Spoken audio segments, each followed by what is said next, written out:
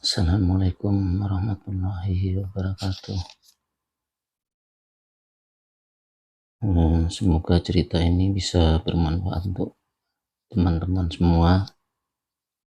Cerita ini saya alami waktu saya perjalanan mencari Tuhan. Jadi dalam hidup saya mengalami kekacauan, banyak hal yang tidak saya temukan. Akhirnya saya berusaha untuk menemukan apa itu Tuhan Allah itu. Nah, ini salah satu cerita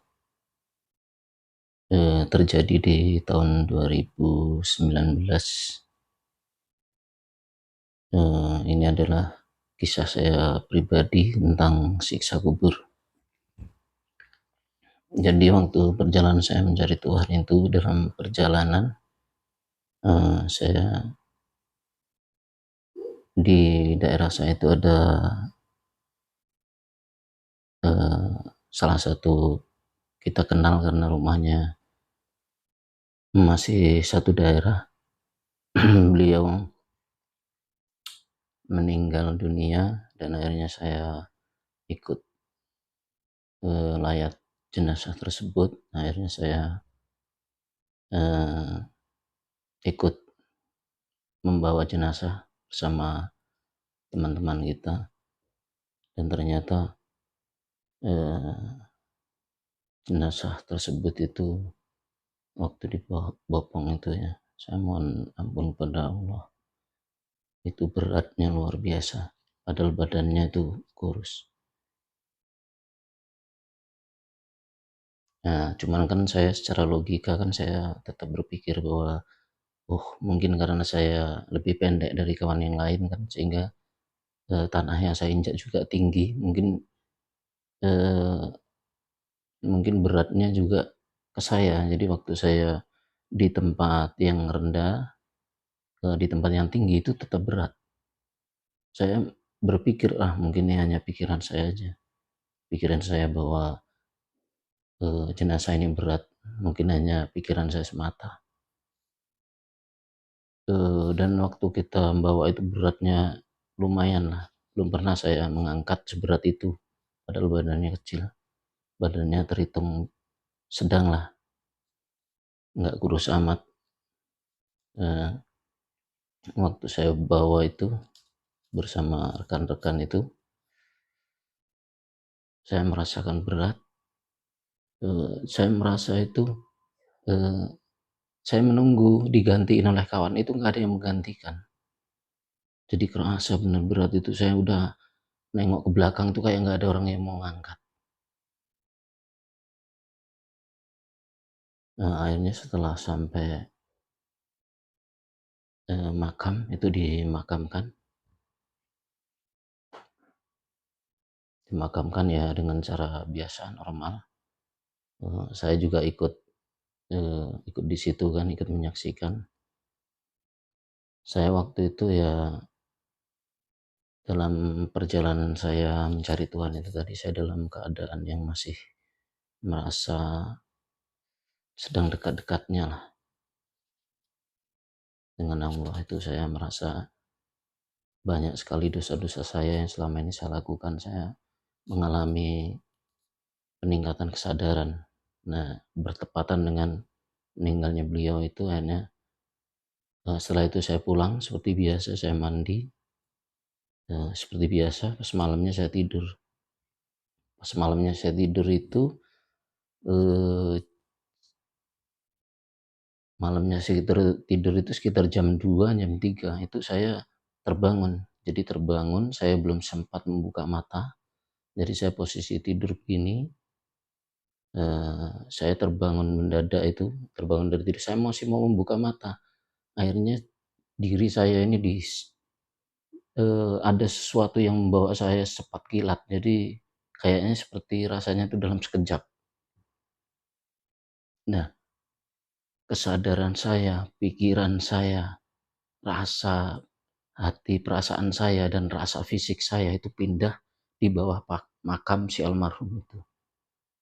Akhirnya diri saya tuh masuk ke dalam jasad si almarhum itu, posisi dibungkus kain itu, saya nggak bisa bergerak. Nah, di sana dililit ular, jadi ular sawah besar itu. Jadi tangan saya dililit begini sampai terasa begini itu masih eh, terasa nyata.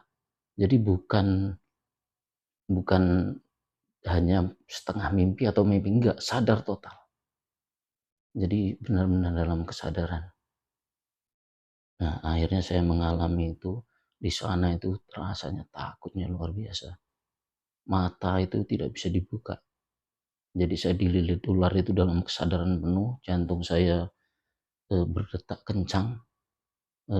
Sudah itu di sana gelapnya luar biasa, takutnya luar biasa. Dan di sana rasanya itu seperti lapangan luas. Kalau boleh dibilang itu sekitar satu kecamatan itu nggak ada rumah, cuman lapangan, lapangan aja, nggak ada ininya, nggak ada rumah, nggak ada, cuman kosong, gelap gulita. Jadi kalau kita tutup mata itu lebih gelap dari tutup mata rasanya itu. Dan itu sadar total, bukan nggak sadar. Nah, sebelumnya saya belajar ilmu-ilmu Jawa, Kawruh Jawa, karena saya mencari Tuhan itu tadi, saya belajar ilmu Kawruh Jawa. Di Kawruh Jawa itu ada yang namanya kasunyatan. Jadi ilmu ilmu nyata. Jadi ilmu nyata. Jadi dalam ilmu Kawruh Jawa itu tadi kan banyak kan ilmu itu kan menggunakan akal, dan saya juga orangnya susah percaya.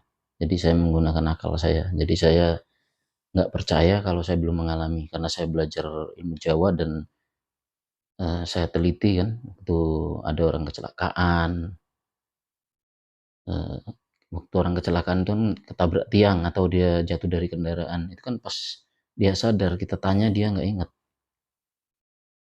Rasanya apa? Wah, nggak ingat, saya nggak kerasa apa-apa kan, rata-rata begitu. Akhirnya saya eh, berkesimpulan ya, jangankan meninggal ya. Sedangkan kita pingsan aja, kita itu nggak apa ya, kita lupa, apalagi sudah meninggal kan. Jadi saya ditanya teman